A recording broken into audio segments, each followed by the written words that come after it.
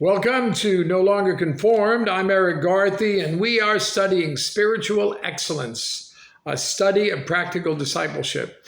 In this session, we'll be looking at Colossians chapter 3, verses 22 to 24.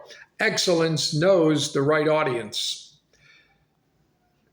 Do you ever get bored? I mean, life can get monotonous if we're not careful. Yes, you can be busy and bored too. Satan takes advantage of these times. It's like poison spreading rapidly, leaving you tired, careless, disillusioned. In fact, in C.S. Lewis's The Screwtape Letters, in letter number 12, it states, "The safest road to hell is the gradual one, the gentle slope, soft underfoot, without sudden turnings, without milestones, without signposts." In Psalm 90, Moses was 40 years in the wilderness or in the desert, tending sheep. Boring? That was followed by another 40 years in the wilderness. If anyone knew the Blahs on a first-name basis, it was Moses. But let's look at how he dealt with them. To fight boredom, we must direct our attention to the right object and get the right perspective. First, you have to break the spell of boredom. Verses 1 and 2, "Lord, you have been our dwelling place in all generations.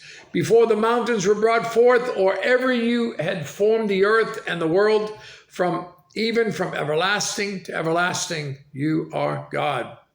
He proclaims, "Lord, you're my home, my dwelling, my refuge." And then he meditated on creation in reverse order: mountains, world, eternity, from everlasting to everlasting. That's how to break the spell of boredom. Second, you have to probe the despair and the depression of your soul. Look at verses 3 through 5, the first part of verse 5. "You turn man to destruction and say, 'Return, O children of me. For 1,000 years in your sight are like yesterday when it's past, and like a watch in the night.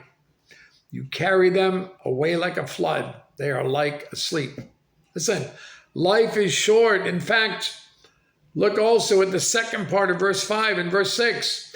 "In the morning, they're like grass, which grows up. In the morning, it flourishes and grows up, and in the evening, it's cut down and withers." Sins are obvious. Verses 7 down to verse 9. "For we have been consumed by your anger, and by your wrath we're terrified. You have set our iniquities before you, our secret sins in the light of your countenance. For all our days have passed away in your wrath. We finish our years like a sigh." Listen, life is short. Sins are obvious, and life is short again. Verses 10 and 11.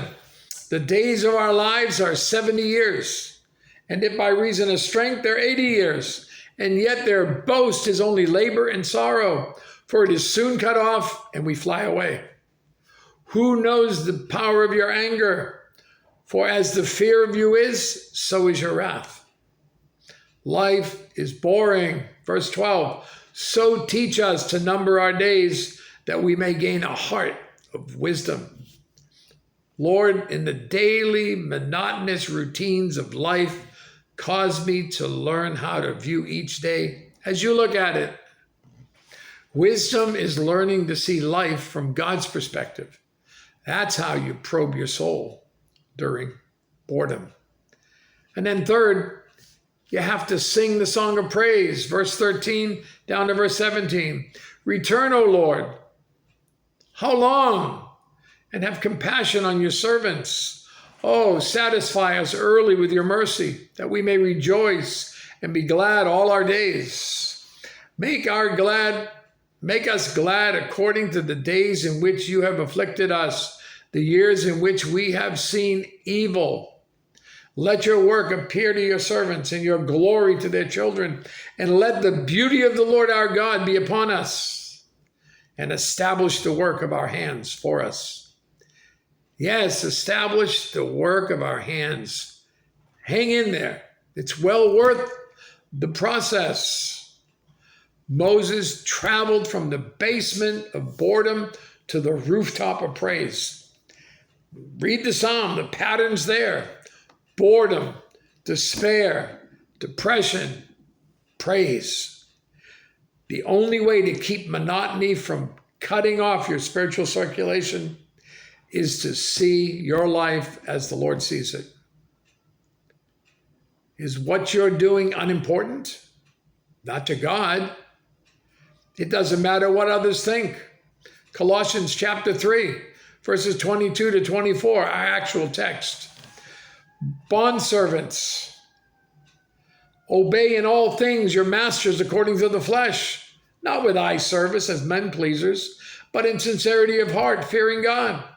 And whatever you do, do it heartily as to the Lord and not to men, knowing that from the Lord you will receive the reward of the inheritance. For you serve the Lord Christ.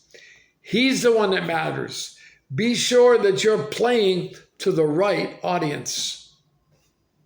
You think about that, and you have a great day.